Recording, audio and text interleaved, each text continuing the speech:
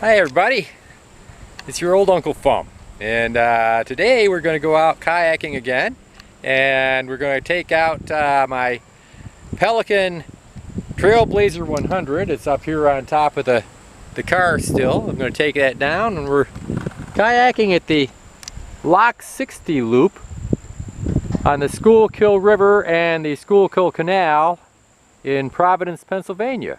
We'll talk about what the kayak has as far as features, and then we'll go into the water. How about that? You can see I've got my paddle, I've got my flotation device, my couple of extra padding cushions that I always bring. I have a nice little cockpit here, has a seat. If we look inside here, you can see it's got adjustable foot pegs. Now here in the back, we have a hatch. I'll just take the cover off. And that's your dry hatch.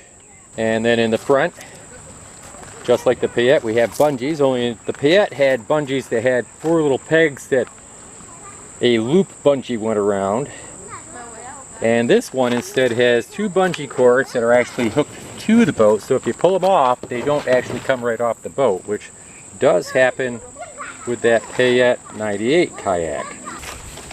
And here you can see this has a triple cuvette construction. It's got a kind of a cuvette there and one here, and then in the middle it's got a cuvette. And that curving hull design makes it so that this kayak tracks in the water well. It goes in a straight line. I find that this is a nice kayak as far as tracking goes for a low-end cheap kayak. Alright, a lot of novice kayakers take their new kayaks out onto a lake somewhere in flat water. Today we're going to go out in the river. You have to step in your kayak on the bank and kind of push yourself off.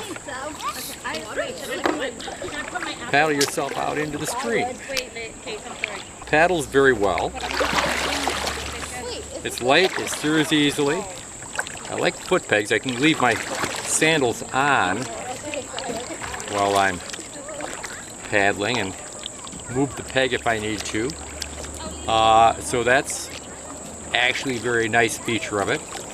And the nice thing about this particular kayaking loop is that you put in the river here and you go down the river downstream where paddling is easy. All you have to do is basically keep steering properly. And then when you get down river a ways, you see a sign that says portage, and that's where you cross from the river to the canal, because there was a canal that went alongside the river in the industrial age. And you'll go downstream until that, get out, portage across at the portage, and you can put your kayak in on the canal. And we'll see that later. And we'll also see why that is an easy ride back. Up ahead, you can see there's a Lowhead Dam. That's why you can't put in upriver from here. As I said, a lot of people, when they first start kayaking, they'll put in a lake. And lake kayaking is fairly simple because the water doesn't really go anywhere. It doesn't carry you along. There's no current. All you do is you sit and paddle and go where you want to go. But in a river there is a current and it will bring you downstream. The current also changes depending on weather conditions. If it rains, the current gets faster. If it is dry for a while and hot and sunny, then the current slows down. Right now, the river is fairly low. And a lot of places that would be underwater, though shallow, are now popping up as sand and gravel bars. And we'll stop and see those too. And I'll show you about some of the river hazards to look for, and they're easy to avoid. Even a fairly inexperienced paddler can paddle this loop with no trouble at all. As you remember, I told you the river is not really very deep at this point, and I'm not sure if you can see past the glare or not, But if you can, you should be able to see the rocks on the bottom. And here's my paddle, and it's at the bottom.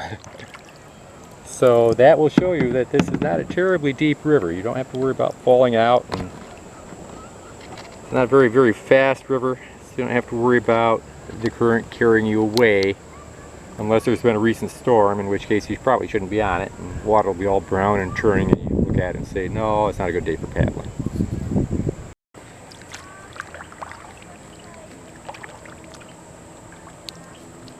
Right. We have our first bridge coming up ahead. It's an old railroad bridge. I'm not sure if we're using it for a trail or not. You see a lot of stuff growing up on top of it. But as we approach the bridge, it's a good thing to talk about bridge supports, because bridge supports provide kind of an obstruction in the water flow. So as the flow of the river downstream comes to the support, it's forced to the sides, but as it comes on the far side of the bridge support has an area where the low pressure of the water is there, because the water rushing by wants to go straight down the river, but you know, there is no water to fill in, so it kind of sucks water back into an eddy current. So when you're going through a bridge, it's best to let the current take you, because that'll usually take you to the center of the bridge, and then just go into the center of the arch, and then you'll avoid all of the eddies around the bridge supports. And as we come to the bridge, you can see there at the supports, see all that built up timber, all that driftwood. It came down river in various floods and built up. Eventually some of that floats away, but it'll sit for a while. As well as being a slight hazard or concern for a kayak paddler, bridge supports also provide a good place for a fisherman, because that back side of the bridge is a place where the current backs off and food collects, but really the truth is trout and some other fish like to be on the front side of the obstruction, because if they're on the upstream side, as the current divides, that does give them a little bit of a area where they don't have to work so hard against the current.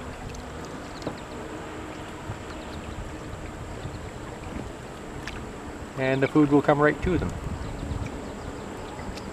Now, here up ahead, you can see what may look like rapids. And in a way you could say they are, but what it really is the water is very shallow there, and there are some rocks in the bottom, and so the water will be forced up by the rocks into a ripple or a current. So if you look to follow the current through the more flat parts of the water and the less ripply parts, you'll be in the deeper section. You're less likely to get hung up on the rocks. And right while I'm filming a video, my phone decides to ring. What a surprise. I'll let that one go. This is about as rough as the entire trip gets. There is nothing rougher than this on the Lock 60 loop. And as you can see, I'm having no difficulty controlling the kayak. Most of the time I don't even have to paddle too much. Maybe just paddle in here and there a little bit to dip it and correct my course a little bit. But the river carries me along. Even though this is a fairly low-end kayak, it's a stable kayak. And this is not enough disturbance in the water that any water will get into it. And you don't have to worry about it being unstable or tipping. And here at the Route 29 bridge, I'm going to go to the right side. And I'll end up going over a shallow area on the far side of it. I'll probably get hung up.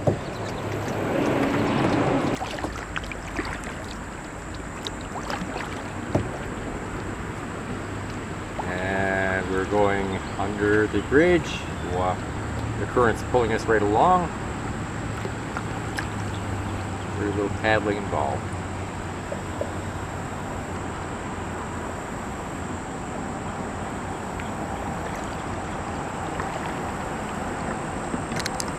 There are the bridge supports, you can see.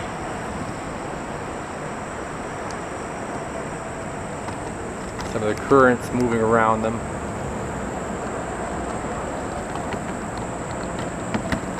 See if they can get the camera put down. Flatter water is always better to go over than the ripply water. It's not that the ripply water is dangerous, it's that ripply water in this case is shallow.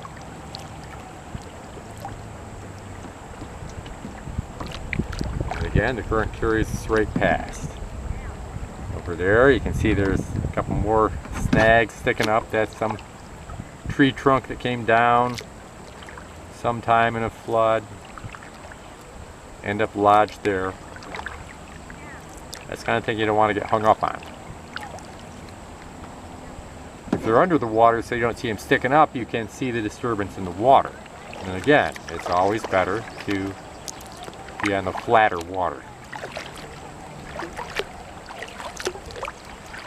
One thing a lot of people like to do when they come on down the river is they'll stop and take a break by pulling into one of the islands here.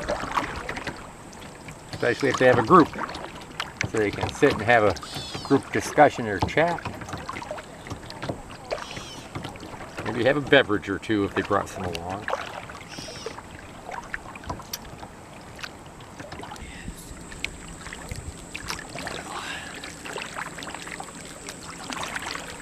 I always like a nice sunny day for paddling. But too much sun can give you a sunburn. So if you're going to be out on a sunny day, it's always good to put on a little sunscreen. Today I'm wearing long pants, so I'm not as worried about that. My arms can take it, they're used to it. But there is not a lot of shade on the river. There's a little bit on the canal on the way back, but not much on the river. I can just float along, let the current take me. You can see how difficult this is. It's so hard. I'm working so hard. So hard to go down the river. I am still looking for that path through here that is not going to get me hung up. But I think today the river is just low. A little welling there in the water. Upwelling. Showed me rocks beneath. Now I'm getting to a shallow ripply bit. Hopefully it'll have enough water to carry me over.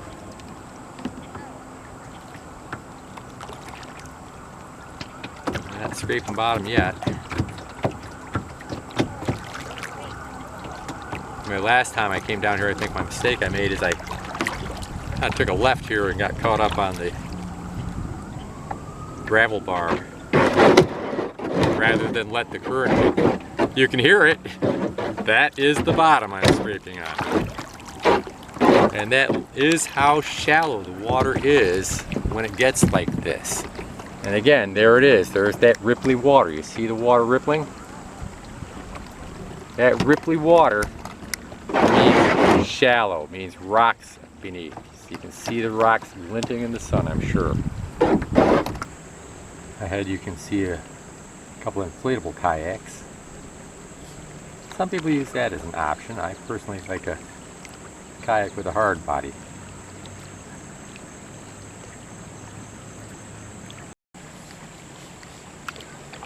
We're approaching another ripply section.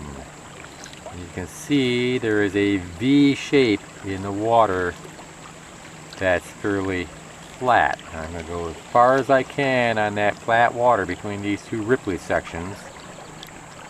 And when both of those shallow, fast currents come together, they should lift me right over whatever is on the bottom. And I should be able to go right through.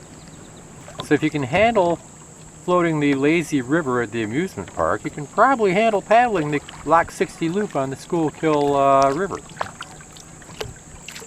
There's the power pylon and power line going across the river. And that says I need to eventually get over to the left side. Now as we do that, I'm going to talk about another thing. And that's how close to that side you might want to get. Because you can see that some of the trees have branches that kind of hang down towards the river. And sometimes of the year, and depending on the water conditions and the rest of the vegetation, that stuff hanging down can hang down actually into the river.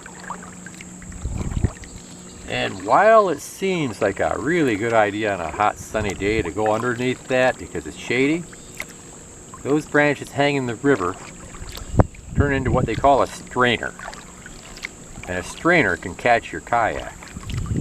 And just like a snag, the water pushing against your kayak can make it broach. So you want to avoid strainers. You want to avoid going underneath overhanging branches, especially ones that go down into the river.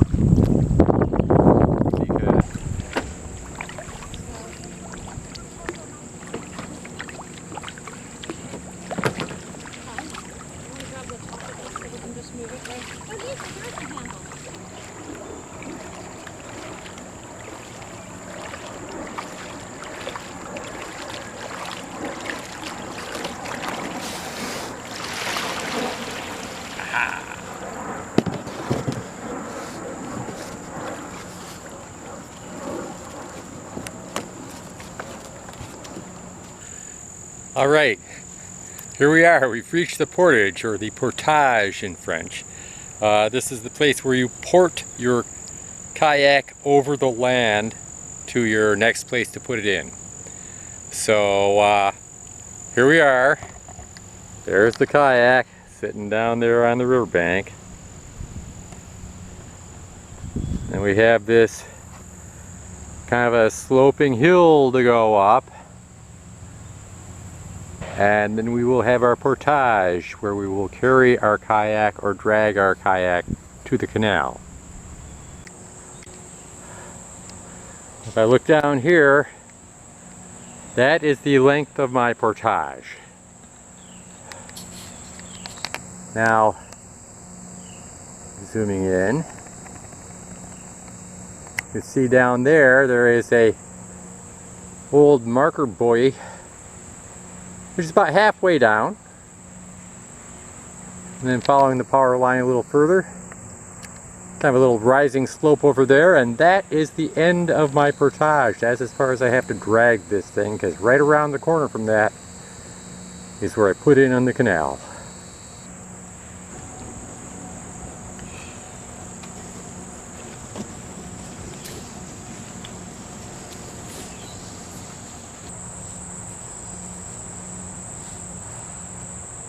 Halfway.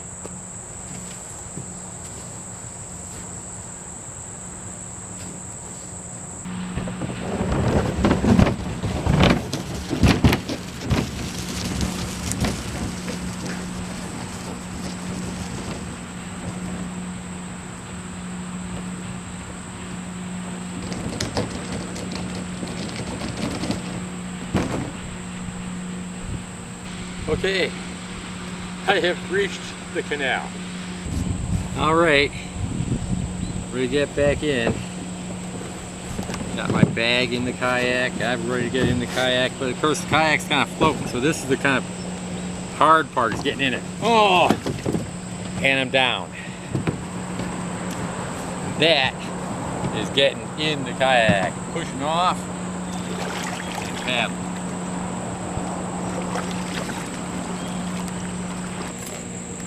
All right, we are now on the old Schuylkill Canal. The canal is flat water. It does not flow. It's just kind of stagnant. Because of that, two things happen. One thing that happens is it's easy to paddle. Meaning my paddle back is a lot easier than if I was trying to work against the current going upstream on the river. And the other thing is that because it's not exactly flowing well, it does build up a lot of kind of detritus on it. If it's a heavy pollen day, you'll see a lot of pollen sitting on the water. You'll see a lot of seaweeds on the water. You'll see a lot of algae. That's just the way canals are. You'll also see a lot of turtles. That's one thing we have a lot of on this canal, is we have a lot of turtles. See that big old turtle? That's a big old turtle. Yeah, remember what I said about overhanging branches and snags and stuff, right? Well, even on the canal, there they are. There's not a current to push you over, but you know, you are moving. Alright, we are coming up to one of my first landmarks here on the canal coming back. And that's a small bridge, I believe it's a footbridge. It goes over the canal. There's a ruined wall right next to it. Let's take a look at that too. So what that tells me when I see this is that I'm approaching Fitzwater Station. Fitzwater Station being a very nice canal side eatery and watering hole. And we can see the turtles again. Oh yeah, Fitzwater Station is a eatery and watering hole right on the canal side. They also do rent kayaks and canoes, and I believe they also have tubes for floating on the river. If you look there ahead of us, you can see the old ruined wall. I'm not sure what that building was, but it's probably dates back to the 1800s or colonial times, even maybe 1700s.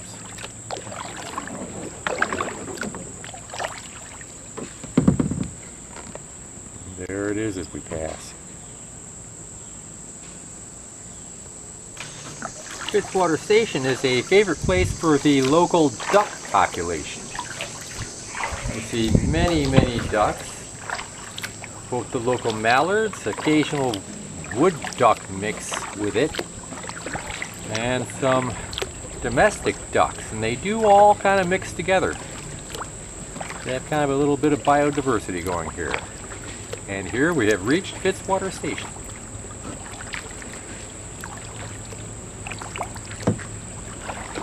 You see over there they have a little landing, and they have got kayaks back there you can rent, and canoes.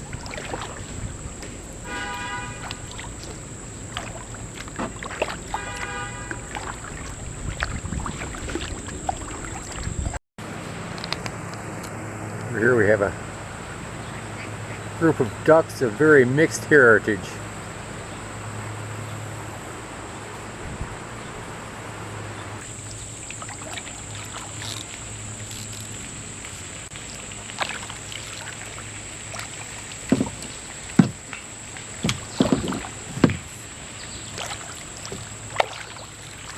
Oh, people on the bike path.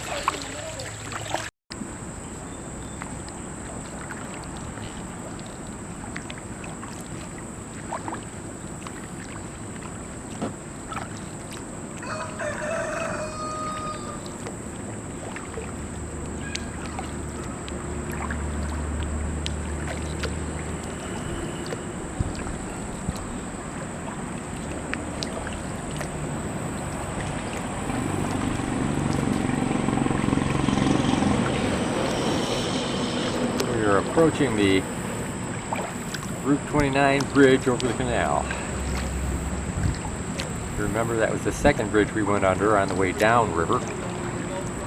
So we'll have this bridge, and then right after it we should have another bridge, which we do. And that's the old railway viaduct. And that bridge is a little taller than this one. There's our dock. My car right above it.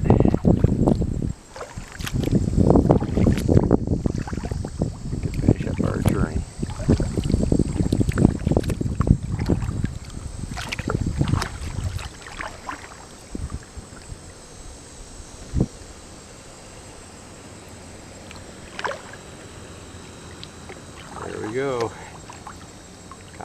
the Lock 60 loop.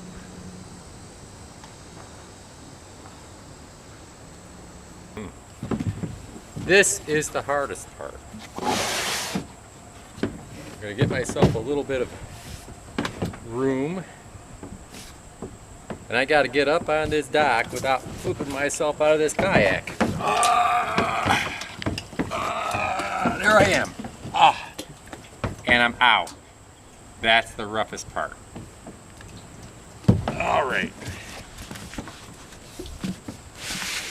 Now, I just got to get the front of the kayak over here. Grab the tag.